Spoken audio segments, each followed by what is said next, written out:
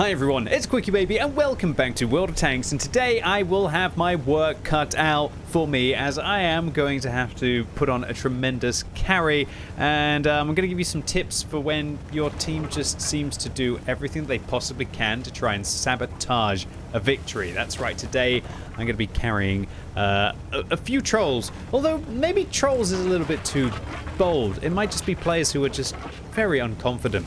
However, I think that 90% of the player base would probably be frustrated with what they are going to see today. Okay, so the first thing to highlight in scenarios where your team let you down, or you have players on your team who just frankly couldn't fight their way out of a wet paper bag, is to see it happening, to recognize it, and to adjust your play to account for it.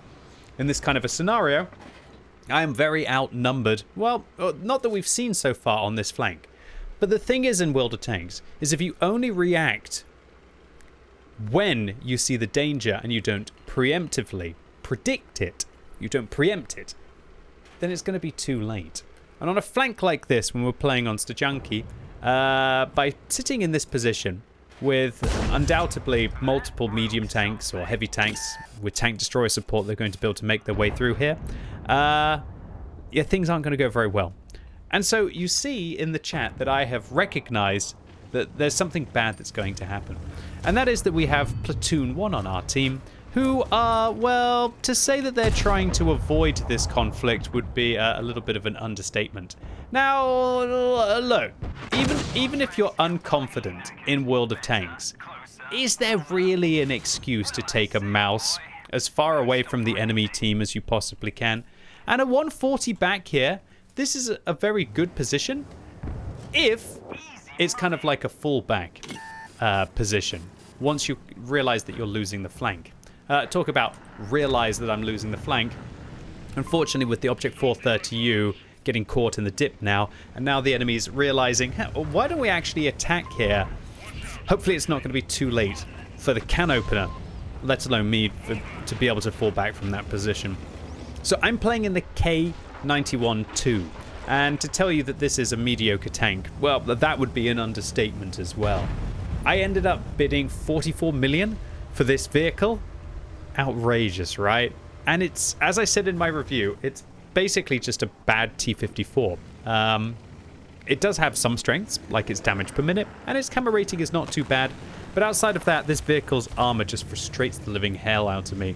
The way that the tracks go over the actual hull, you can't side scrape because of the way that the hull is angled on the side. I really underestimated how bad this thing's turret was. It just gets caught in every single angle. It doesn't matter if you are able to use your 6 degrees of gun depression, it just doesn't work at all. Hilariously, that Object 140, he camped in a good position for now, but has just left the position that they were camping in for the first 3.5 minutes of this battle, just when we're most needing them in this scenario. But you know what? That's just how some players play. Maybe some players just want to try and get as far away from the fight as possible and only play if it's ultra, ultra, ultra safe. Now, I could understand if they were playing something like a Grilla, or they're playing something like a WT Alpha 100, but in this kind of a scenario, they're not. They're in a very well-rounded medium tank that could be getting stuck into the fight. So, my top tips for how to handle these situations. Number 1, don't be mean to them in chat. You might want to say something like, Platoon 1, do something. After that, don't go as far as this can opener here. If you want to report them, that's fine. But just watch your language towards players like this. No matter how frustrating it might be, bad players are not worth you getting chat banned, for example. Or if it might even go beyond a chat ban if you go too extreme with how you treat these players. Plus, you don't know their situation, right? You can vent to your mates, shout out on Discord, tell your cat how bad your team is inside World of Tanks, but never cross that boundary of actually going and harassing that player either in the in-game chat or alternatively in the garage afterwards. And then once you've at least tried to communicate once, say like, hey, why don't you do something? If there's no action, and about 4 or 5 times out of 5 there is going to be no action from you trying to communicate, then it's about trying to see what you can do to make those players useful. And luckily for me, it's taking my vision system exhaust build, although I can't switch when I see how players are going to play. But by having the vision system exhaust build, it means that I'm able to spot from the rear and hopefully try and give those players some spotting. And as we can see, it looks like I think the Tortoise and the 140 probably hit the WTF Panzer IV there. So we're actually making that Object 140 useful, who's obviously very unconfident. But hell, if I can light up some lightly armored tanks for them, it doesn't matter how unconfident the player is, if I'm able to give them just a free juicy target sitting right out in the open. This mouse, on the other hand, he's definitely a juicy target, just completely side on. I mean, mate, could you angle your armor any worse for those players? But I digress. Try not to focus on what the bad players on your team are doing, and just try to focus on what you can do. And while unfortunately this game is, you do need players to be able to help you in your quest to vanquish 15 players on the enemy team, there's a fine line between always blaming the team and never accepting responsibility on yourself, and kind of just being a bit of a masochist in a way and always just beating yourself up and never also recognizing areas where your team could have done more. And there's a sweet spot. There's a sweet spot. Kind of expecting your team to do the average thing, not too much, not too little, and then try and base your actions upon that. Because just like in chess, it's not just about what you can do, it's of what your opponent can do. And also you can try and predict how the pieces on your board, i.e. your teammates, how they're going to move as well. And while you're not in control of them, you can have an idea of what the average player of World of Tanks is going to do and how they're going to move. And unless you can perceive that, then you're never going to be able to preempt where the engagements are going to go well for both you and your team, or where the engagements are going to be a situation where you need to get out of there as quickly as possible. Alright, so I just decided that I want to try and flank these guys, get behind them, use some HP. I go in, I put a shot into the Leopard, come behind the Progetto 65, and it looks like that VZ55, he either has the autoloader or he's using the single shotgun. We can tell by the muzzle flare on the tank, and it looks like it's the single shot gun on that vehicle because of the lack of the smoothness. Alright, just like I showed you in a video a couple of weeks ago, in this situation you should always count down and just use your eyes, because you can't look at the top of your screen. So 5, 4, 3, 2, 1. Adjust for the shell travel time and we get 75 base defense points. So in those kind of scenarios when you have to keep tabs on how long you have to interrupt, and then you should count down in your head and give yourself as many seconds as possible to be able to aim that shot, because if you miss, it's not going to work. And the more that you work within the time margins that you have, the more opportunity that you're going to have to hit that shot. All right, so how much more pressure can my team put on me here? They don't go to the front. They expect me to go and provide them some vision, and yeah, unfortunately, Mr. Mouse is still sitting at the back of the map. But they do seem like they're moving now. They've moved. I guess they're a bit... another 20 base defense points. I guess, you know, maybe they're a little bit worried about the cap circle. The Object 140 on our team as well. He's near full hit points, and he won't go in to interrupt.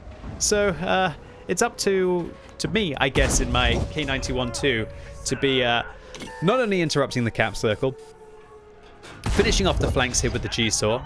And I can see with the top of the screen now with 25 seconds left, am I going to have to interrupt this cap circle again?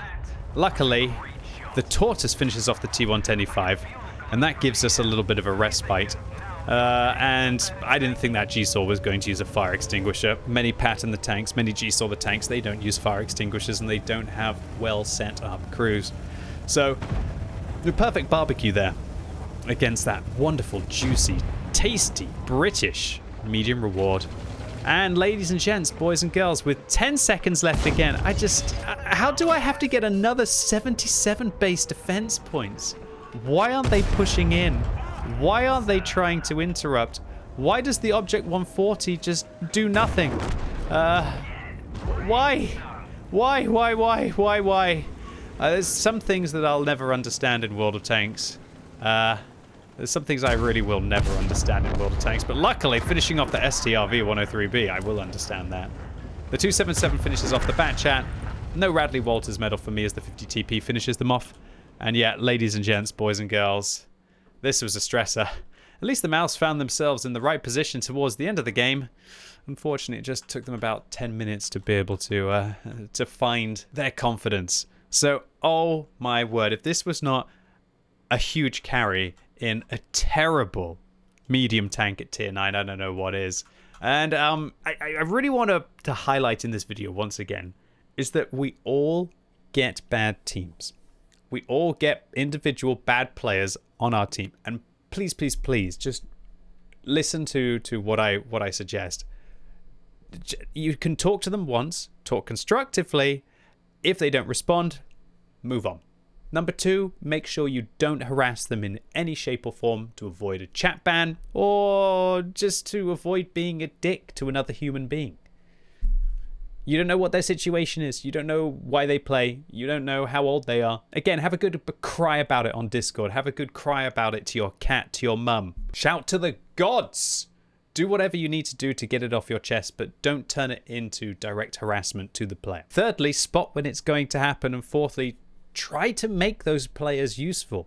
This situation, the mouse provided a good distraction. And whenever they were shooting at the mouse, my vision system would have been no more useful because the vision system is only about bushes and moving targets. But when they lower their camera rating, if they're behind a bush, it might make the difference there.